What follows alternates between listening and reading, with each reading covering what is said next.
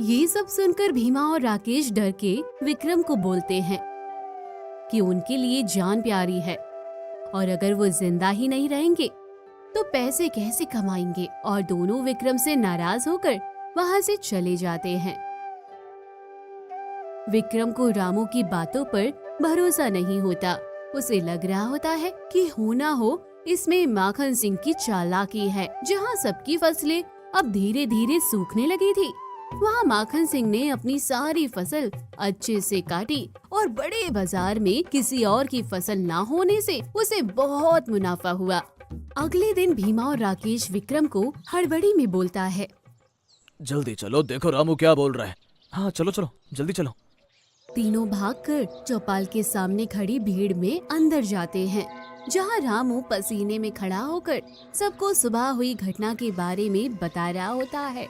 जब वो सुबह सुबह दूध लेने निकला था तो उसने वो विशाल सांपों को अपने सामने से विक्रम के खेत में जाते देखा, लेकिन विक्रम को उसकी बातों पर भरोसा नहीं हुआ।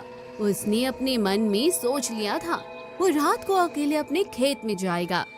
रात हो चुकी थी और चारों ओर अंधेरा छा गया था। हल्की ठंड आनी शुरू हो गई थी, जिसके कारण रात को खेत हल्के कोहरे के साथ हवा तेज हो गई थी। विक्रम सबके सोने का इंतजार कर रहा होता है। धीरे धीरे गांव में शांति हो गई और वो अपने खेत की तरफ निकल गया। जैसे ही वो अपने खेत की तरफ निकला, उसे सांप की फुंकार सुनाई देने लगी। उसे डर लगने लगा। उसने मन में सोचा कि कहीं अगर रामू की बात सच निकली तो वो सांप बहुत बड़ा होगा और वो इस लाठी से नहीं डरेगा, और कहीं मुझसे भूल हो गई तो वो कहीं मुझे डस ना ले। ये सभी बातें बार बार विक्रम के दिमाग में चल रही थी, पर उसने अपने मन को समझाया कि किसी और की आंखों देखी बात पर विश्वास करके डर जाना अच्छी बात नहीं है। इसी हिम्मत से वो आवाज की दिशा में बढ़ जाता है।